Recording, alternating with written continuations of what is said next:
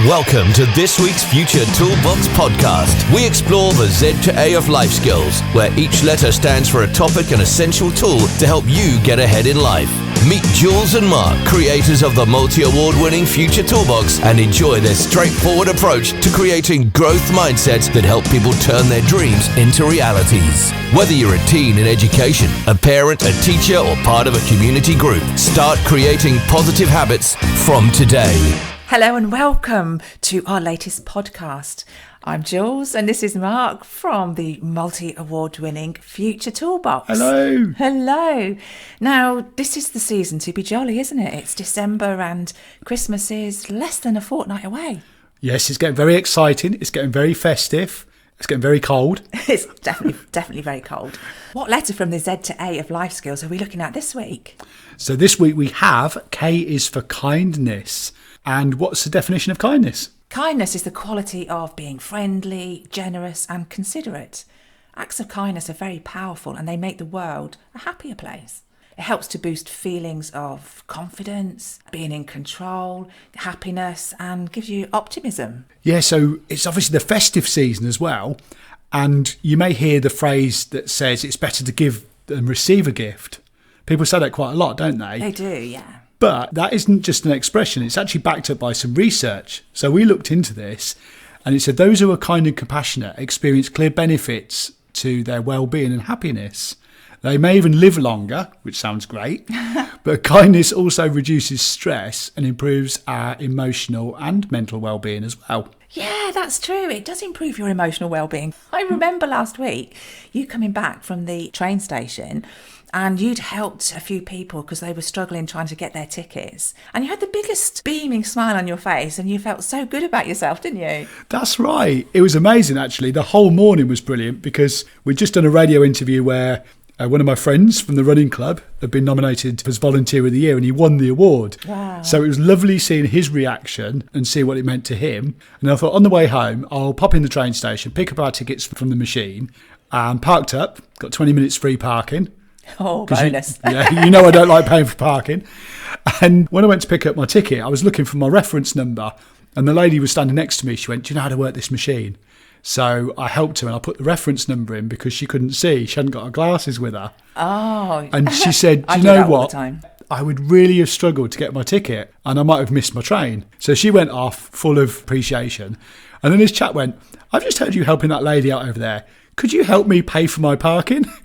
He wanted you to pay for it? Yeah, he was staying there all day and he needed to pay for it. But yeah, he was only asking me if I'd help him pay with his card. And he couldn't work out how to do the contactless, how to put his number in. So I helped him as well. And then he went away, thank you so much. Honestly, you're a really kind person. And obviously I didn't do any of that for my own benefit. I just did it because somebody else would be. You are a kind person. I you did. are genuinely a kind person. Then I had to hurry and get my ticket really quick, so my 20 minutes didn't run out. Because it did take us a while. Thankfully, everything was fine. Well, yeah, that's so lovely, isn't it? But did you know that kindness also can ease anxiety? Now, we've discussed different ways to reduce anxiety before, such as meditation and exercise. But it turns out that being nice to others can be one of the easiest, most inexpensive ways to keep anxiety at bay. So perhaps think about the next time that you're feeling a little bit anxious. Look for an opportunity to help somebody, either from smiling or calling a friend, lending your time to somebody.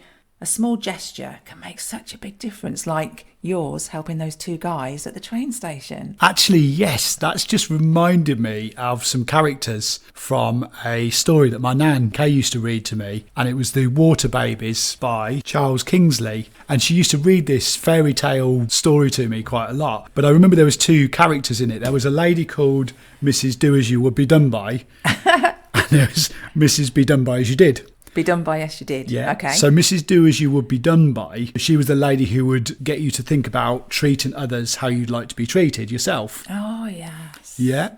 And then Mrs. Be Done By As You Did was the result of how you treated other people. Your actions were the consequences of what you receive. So obviously, if you weren't a very nice person, you would then get not very nice results. Cause and reaction. I used to explain that a lot to my children as they're growing up, that for every action that they do, there's going to be a reaction, isn't there? Absolutely. So cause and reaction is a fantastic story. I'm going to look that up and read that in a minute. We need to read that. That would take me back down memory lane. What were they called, Mrs.? So Mrs. Do As You Would Be Done By. She's the one that looks at how you treat other people and how you'd like to be treated yourself. So it's that treat others as you would want to be treated. That acts of kindness. And so being nice to people, it's like paying it forward. Is that what you mean? Yes, yeah. Yeah. So if you spend a lot of your time being kind and nice to people, then you're going to receive that back. But you're not doing it so that you'll receive it. It's just that you're just a naturally nice, kind person, and it comes back to you. Yeah, so if I get stuck at the train station, I can't get my ticket, and somebody helps me out, I'd feel really, really great. I don't think it means that it comes back to you in exactly the same format. No, not at all. I guess one way of looking at it, and we do this quite a lot in our workshops in schools when we talk about branding, and we talk about social media and what you put onto social media. And one thing I remember learning from a personal development audio, I think it was something from Darren Hardy's Live Your Best Life, was saying that how leaders like politicians, presidents, top business leaders and gurus and that, if they had a real beef with somebody, they'd write them a letter and they'd really, really tell them what they thought of them. But then what they do is they tear the letter up and put it in the bin. Actually, that's not a bad exercise, because I think sometimes what happens, you do have these negative thoughts or these negative feelings, and it could be about a certain person. But the actual act of going up to that person and telling them can be quite detrimental to them and to yourself, because it's that negative behaviour. But because you've got those thoughts in your mind and those emotions going through you, by writing it down helps release it without causing any damage to that person. Yeah. So going back to the social media thing, if you were going to go and post something on social media, the first thing you could do is you could write it out and then look at it and read it back to yourself and think, would I want somebody to say that about me? Yeah, or somebody to read that about me. And if you're going to be comfortable with that, then that's where you hit post. But if you're not comfortable with it, then don't put it on there. So I guess that's a negative statement. Being honest, I never put anything too negative on social media. I don't like to moan on there or slate things or you call are known people. as Mr. Positive. I am indeed. So that's Mrs. Do As You Would Be Done By. But then Mrs. Be Done By As You Did. If I was the person that was going on there and really slating somebody on, say, Google reviews or social media, then somebody could come back and bite me with that. Yeah. That will come back in that way. So if you're going to do that negative actions, it will come back to you at some point with, a negative action to yourself. Yeah, and I've just thought of a really good example of that. And again, we were talking about this in branding last week when we worked with the school up in Lincoln. There was a lady who was looking for a job. Oh, yeah. I remember this story. You remember the story now? Yeah. She was looking for a job. And every time she went for an interview and she was unsuccessful, she went online and put a 1-star Google review about the company, saying how bad the company were, how bad their products were, how bad their services were. Obviously, had never used the company, but she just had a bit of a problem with the fact that she hadn't got the interview. And she then became known as the 1-star review lady. I don't know if they actually called her that, but we heard the story through a friend who was interviewing this lady, looked at her CV, realised that her email address looked familiar, put two and two together, realised that she was a lady that was giving the bad reviews to people. He challenged her and said, "You're the person that puts the bad reviews on there. I don't think I want you working for my company." Ended the interview and said, "You know what? I think I've saved myself a lot of time and money and effort. I'll take the 1-star bad review that you're probably going to put on me later." So it does come back, doesn't it? It can come back and bite you. You've got to be very, very careful, haven't you? I don't think it's going to come back in the same day, but eventually it will, won't it? Things do have that way of coming back. So if being kind is good, isn't it? Yeah. So remember, Mrs. Do As You Would Be Done By, paying it forward.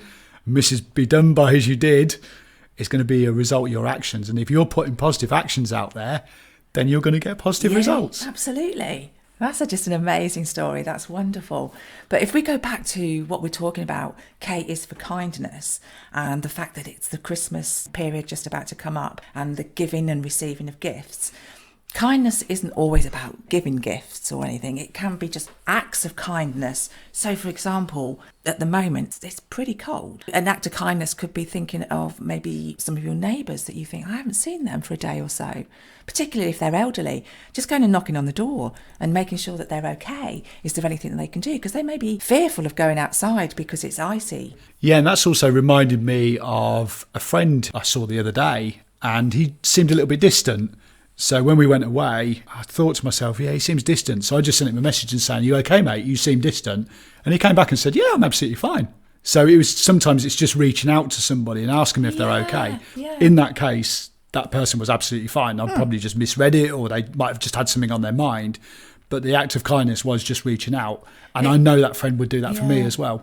Yeah, that's a really good act of kindness, yeah. Or any friend that you possibly haven't spoken to for a little while, just give them a call or drop them a text just to let them know that you're thinking of them. Because as we know, this day and age, you don't know what's going on behind closed doors. You don't know what's going on in people's minds and how they're feeling. So maybe a random quick phone call, say, I haven't spoken to you for ages. Everything all right? Are you okay? Here's another quote. Kindness is free to give, but priceless to receive. Now, I love that quote, and we've talked a lot about us giving random acts of kindness, but when we receive it, it is very special, isn't it? It is really, really special. And as that quote quite rightly says, it is priceless sometimes to receive kindness. Do you know, for example, when I was going through my treatment for the breast cancer, it was quite a lonely time because I had to stay away from people, so I didn't catch any bugs or anything going around. But there was one of our friends from your running club. She made an extra special effort every other week to call on me and bring me little gifts and just to make sure that I was okay. And that really touched my heart, really did. It was so wonderful, wasn't it? And I think it's time to mention something really special that's happened this week to us as well. So I mentioned earlier, I'm going to talk about the giving first of all, and then I'm going to come back to the receiving. Okay. I mentioned earlier my good friend at the running club, and I'm going to name him Roger, our chairman of Northampton Road Runners. Back in the summer, I nominated him for Volunteer of the Year because I just think he's an incredible guy, and he's really worked hard on building a team of volunteers to run our running club and give our members exactly what we want. And when I saw Roger after we received the award, it just meant the world to him. And he's a very modest person. He's one of the most modest people I know and the kindest people I know. And I'm going to make sure Roger's listening to this. That was really, really lovely to actually give that. That was really lovely. And like you say, he's one of those people, he doesn't give to receive. He doesn't do it so that he can get praise or anything, because he was really quite embarrassed about getting all the praise, wasn't he? He was. He did not like being in the limelight, but so richly deserved it, didn't he? Yeah, indeed. And then the following end of the week, I'm still sort of sitting here now feeling like Roger did, because I won the Alex Richardson Achiever of the Year National Award from Headway. And that was obviously awarded to me, but it's for both of us, isn't it? It is. And this is off the back of living with brain injury for 10 years, you living with brain injury for 10 years, which is mine, obviously. And we were recognised at this really, really posh hotel in London, the Landmark Hotel in Marylebone. If you ever get a chance to go to it, just go and have a look. Just to go inside and see it. You don't have to buy a coffee or eat or do anything there, but it is incredible. Walking in the door, massive bit of imposter syndrome to start with. Oh my goodness, we are here at this amazing place. And there was people having afternoon tea, and it was just wonderful. And then when I was given this award, I cried, you cried. Yes. We were incredibly humbled, grateful and everything. So that came from a random act of kindness because I was nominated for that. You were nominated by the wonderful Sally Wood, which I think some of you have, if you've been listening to our podcast, she's been on here. And she did this, didn't she, off her own back, decided, Absolutely. I'm going to do this because you deserve the recognition for everything that you've achieved since the brain injury. And yeah, it was a wonderful day. And then people were coming over to us and saying, you two are amazing. Wow, what you've achieved is incredible. And people were saying to me, you have a wonderful wife who supported you with this. So he has got a wonderful wife. Wonderful wife. Having that friendship, having that circle of people. I've talked about the running club, Northampton Road Runners. I've talked about the Headway Award. But to give and to receive, they are on massive scales. I'm not suggesting that you go out and nominate people for awards or anything, because that is quite a big deal. But if we go back to that simple thing, if I was to receive a text from a friend just saying, "Are you okay, mate? You seemed a bit quiet today." If somebody says to me, "You're in a really noisy place, do you want to go and move over there and sit in a quieter corner to help my concentration or fatigue and that means the world to me. So actually receiving those things, receiving those little acts of kindness, I know how that feels. You know how it feels. Yeah, you do. And you almost get that imposter syndrome when somebody's gone out of their way to be really, really kind and you receiving it. You sometimes think, do you know, am I worthy of this? Mrs. Do as you would be done by, and Mrs. Be done by as you did. I love those names. I love that story, and I'm going to read it again. We've given a lot of kindness. We've received a lot of kindness. But how about self-kindness? Yes, self-kindness or self-compassion, whichever way you want to look at it, is really, really important. And practicing it, things like forgiveness. If you've done something and you feel really bad about it, or you've made a real big mistake, don't punish yourself. Practice forgiveness. That's a really good way of practicing self-care. Yeah, I like that one. Apologising to yourself sometimes and just moving on and learning from that mistake.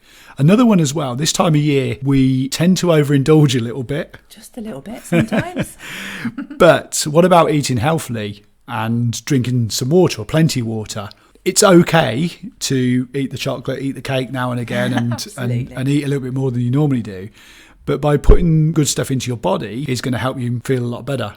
It does. And I think another way of what I would call practicing self-kindness is expressing gratitude and understanding. Yes. And every day, maybe the last thing that you do before you go to sleep is write down something that you've been grateful for that day. So you could do like a journal. Yeah, absolutely. In your bullet journal. Can you buy a bullet journal anywhere? Yeah, you can learn how to bujo, as I call it. And where do you go to get one of those? You can go to our website. Yeah, so you can go to futuretoolbox.co.uk and go to the shop. So that was a little bit of self-promotion, not self-care, wasn't it? Yeah, and that wasn't practiced either. That just came out. No, we don't practice any of these. They're all recorded live and then edited afterwards. So another one is being mindful of your surroundings. When I went to do the park run yesterday, it was really, really cold, but it was really sunny, really clear, beautiful blue sky, no wind, absolutely amazing running conditions. And I ran around with a friend I never actually ran with before, been friends for years, but we've always ran separately. Ran around, had a really, really good chat, really enjoyed it. And I was just so mindful of the surroundings and the beauty and the conversation as well. Yeah, practicing mindfulness is a wonderful way of self-kindness and looking after your mind and body. So our message to you now is, it is the season to be jolly, and we're all pretty jolly here at the Future Toolbox. Always. We've just been talking about kindness, so just think about how you can bring a little bit extra kindness into your week. Are you going to knock on your neighbour's door if you haven't seen them to make sure that they're okay? Are you going to get in touch with a friend that you haven't heard from a little while? Actually, it might even be a member of your own family that you haven't spoken to, and just check in with people and just make sure everybody's fine. I'm going to express a final gratitude of this podcast and say we are so grateful to our listeners for tuning in once again. Thank you. So thank you very much. Have a wonderful week in the festive build-up, and we look forward to seeing you next week. And remember to be kind to yourselves as well as to others. Absolutely. So if you want to find out more, go to our website, which is futuretoolbox.co.uk. You can find us on Facebook, Instagram, TikTok. And of course, go to our YouTube channel, which is at Future Toolbox 2. And we look forward to seeing you all next week. Bye for now. Thank you for joining us for the Z2A of Life Skills with Jules and Mark of the Future Toolbox. Don't forget to head over to their website, which is futuretoolbox.co.uk, where you can find lots of free resources, plus a host of books in the store, as well as subscribing to the membership site. Follow Future Toolbox Instagram, TikTok and Facebook at Future Toolbox, and subscribe to their YouTube channel too.